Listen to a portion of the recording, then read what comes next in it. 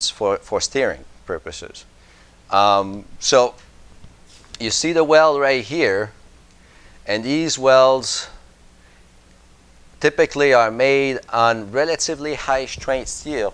You're talking about, if you remember from yesterday, we had these grades. From 36 was the base to 50, 42, 50. This is around 60 or 65 KSI yield. So what happens during welding is, if it's not done properly, you can have some quenching and hardening of the base metal next to it. So as part of quality control, they will take pieces, full A-arms, assemblies, cut them up, and look for the hardness in that region right next to the weld to make sure the process doesn't make the material too brittle, too hard for ductility. And then they will also apply these criteria about, getting a good fusion here, getting fusion through the depth, but not. One of the issues when you're dealing with thin tubing is you don't want to melt through. So it's a very delicate balance between having fusion but not too much, not melting through. We talked about how they do the fasteners. They do a lot of durability testing and pieces that they just pick out of the factory, and they go and they ride it for thousands of hours.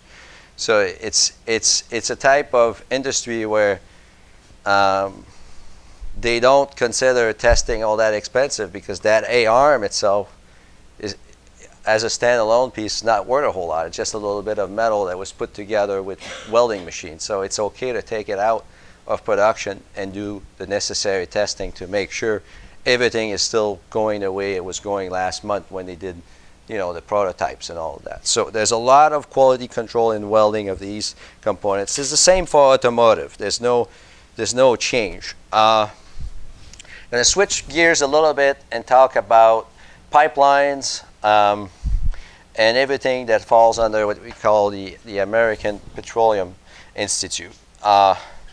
The American Petroleum Institute has specifications. It also has recommended practices, and then therefore it becomes somebody else's decision as to whether these practices have to be completed on a specific project. And sometimes the government makes that ruling. So this is tying back to the material aspect we were talking last time. So this is a very, very general section of the spec, just talking about mandrel tubing and casing hangers. I picked that just as an example to show you have to meet tensile requirement, hardness requirement, and impact. Why would I care about impact? Well, if I am in the North Sea or somewhere where it's cold weather, I want to make sure the steel doesn't become brittle at low temperature. So this is something, if I start applying a certain criteria, now all of a sudden I have additional testing requirements. Most ASTMs don't have impact requirements as the basis. It's a supplementary requirement, or you have to go to a special grade of steel that is specially designed for cold weather. So I'm pointing it out because we were going through API. What I wanted to do is show you how they will deal sometime with welding inspection. This section here, if it's a pressure containing weld, 100%. So this is an additional requirement to the welding procedure, the qualification of the welder. No matter how you do it, and API will tell you some of that as well. It's not just the American Welding Society. But what API tells you in this general paragraph is, whatever you weld, I want it to be fully inspected using non-destructive testing. So that is more than just visual. You have to come with probes. They have radiographic, you take an X-ray, that's pretty complicated. You have to do different angles, looks for cracks. Ultrasonic methods, it's very user sensitive. Essentially, you come with a probe. So if this is, say I'm doing a groove weld, because that's where it's done a lot. So this was my prep on a groove weld right here. And I came on and just did a lot of welding. This is a big plate. or a big pipe. Oh. Okay, now I come with a probe that I put on the surface, send a wave at 45 degrees, it comes back, goes through the weld. If there's any interface in the weld, it will come back at a specific wavelength or a time lapse here, tell me I got an indication. And you can do this by scanning and actually get an image, or you have to do it in a trained way where you move your probe and try to see if the same anomaly persists from one position to the other, because there's some minimum size requirements. Below a certain size, you're okay. You say, oh, well, I got a little porosity in there, or I got a little slag that wasn't taken off. But you have very specific requirements. And that's the interesting thing. They're not listed in this section. So if we wanted to know, okay, so I got to do ultrasonic testing. Now, how do I need to do it? Now, you go into API, into other sections, they will tell you how to do the inspection and what is the acceptance criteria. So this is essentially an example where you don't have a choice to do more than the basic quality control. Yes? Is this true of the pressure containing welds, or for example vacuum, which is regular welds to be non-US versus pressure versus scale? I don't know that there's a whole lot of vacuum system with API. Most of the time it's for transportation of either crude oil, natural gas, and it will be pressurized. So essentially each time you put together a pipeline, you have to do a lot of non-destructive testing after you're done welding. The reason I ask is because, like I mentioned, you have a machine. If you ask them to weld for you, they'll ask you first off, is it pressure welding? If you say yes, they'll be like, we won't do it.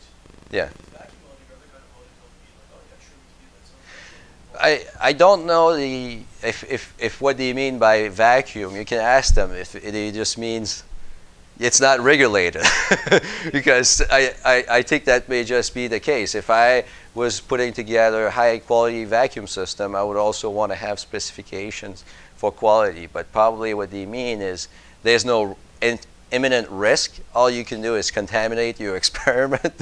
so they're willing to do it. If it happened that you could lose escape chemicals, you shouldn't have them do it, because what they're telling you is they don't do high quality. They don't have the procedures to go back. They don't have ultrasonic testing methods to go back and learn from mistakes, because on large projects, what happens, even the good welders, the ultrasonic test guy comes back, start putting some red paint on the welds. He's starting to figure out what he did wrong, because he's got a lot more to do. And it's really nice to have them come the first day, to have the inspector be there, so it's not all the project is done and then now they have to redo all these connections because they were not, using the proper procedure, didn't get full fusion. Yes, that was a good question. Okay, very briefly on aerospace components, I mentioned at the very beginning of the class, we need reliability. This is not an option. It's not a question whether we get a little leak and now you have to dig up the soil, clean it up.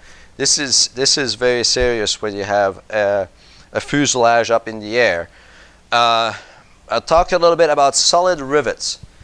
There are a lot of rivets and fasteners. It's a whole world. If you're interested to build something quick, I encourage you to go to a catalog and see all sorts of things you can do. But in this class, I'm going to try to tie it up with some of the things that were discussed by Professor Eker and myself, and maybe Mike Montfort. So we're dealing here with aluminum. So you can have a counter set type here where once you put the paint on the fuselage on the outside, you don't have bumps. And that's good for reducing the air friction. You come with a variety of tools to hold the head on one side and smush the bottom here. So in the end, you have a rivet that's just going to be somewhere like this, almost square, depending on your design. And that's holding two pieces together. So I've got one plate here, another plate. Now, that's a lot of plastic deformation to go from something that is just a cylinder to something that's flattened up. And depending on the grade of the aluminum, and how it's being pre-processed. You do it in one or multiple operations. You try not to have too much hardening in the aluminum. The more hardening you have, the higher are going to be your residual stresses here. So what I did, I was an undergraduate back then, and in quality control, I would go to the guy in the at the furnaces. What he was doing essentially was the heating it to solution. So if you remember a little bit, the aluminum phase diagram, say if it's with copper. So I got copper here, and I got aluminum. This is a phase diagram. We're looking at different composition. So going that way, there's more and more copper. So a lot of time you get the alloy here at high temperature as a single phase. Say we call it alpha, FCC of a certain parameter.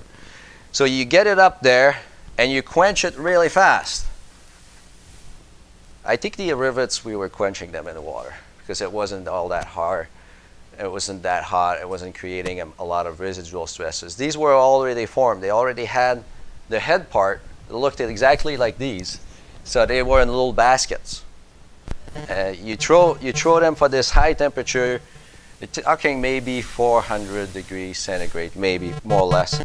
Cool it down, and what was happening with a lot of these rivets, as soon as they came out the bath, sometimes it was a salt bath, sometimes as soon as they cool, we were putting them in a freezer to prevent the aging from taking place.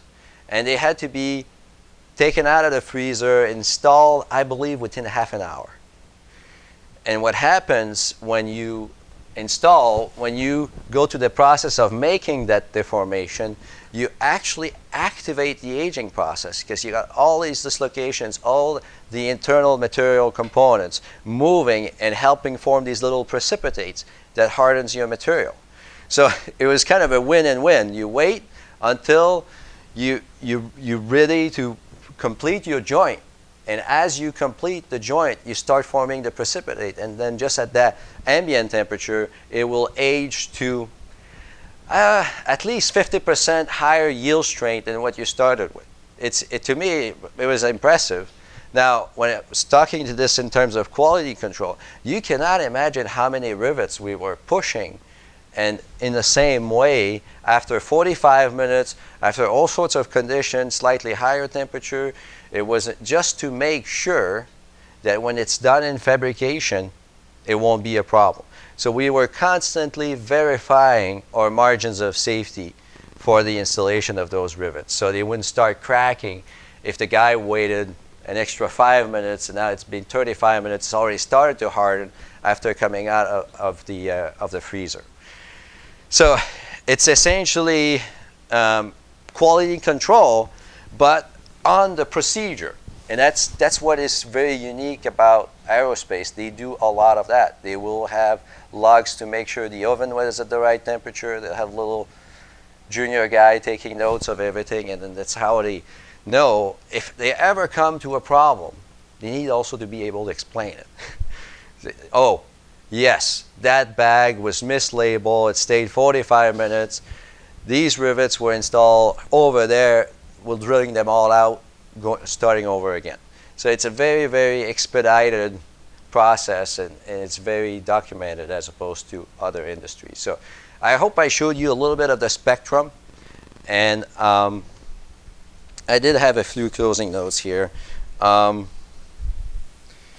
in terms of using materials, we're halfway through that module. I want you to think about what are the requirements. What do I need for my prototype? What is acceptable and not acceptable? We talked about that mostly through example. Then you have to say what you want. And that, I think, I helped you a little bit when I start showing you all these standard specifications, the ASTMs and everything that's out there to help you do that step. Then there's the system aspect. And we talked about that a little bit, how everything's going to be joined. We're going to do a full system testing. And this is where reliability, durability starts coming into play as opposed to the individual components. When I said about what you want here, what I'm thinking is the material, the process, and then quality.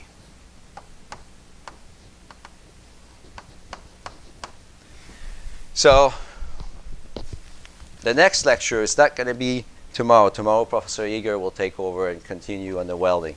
Next week, we're going to continue on more on what you want. But not in terms of standards, more in terms of the application, so more from an engineering standpoint. Everything so far has been more, okay, these are the procedures, these are things that can help you.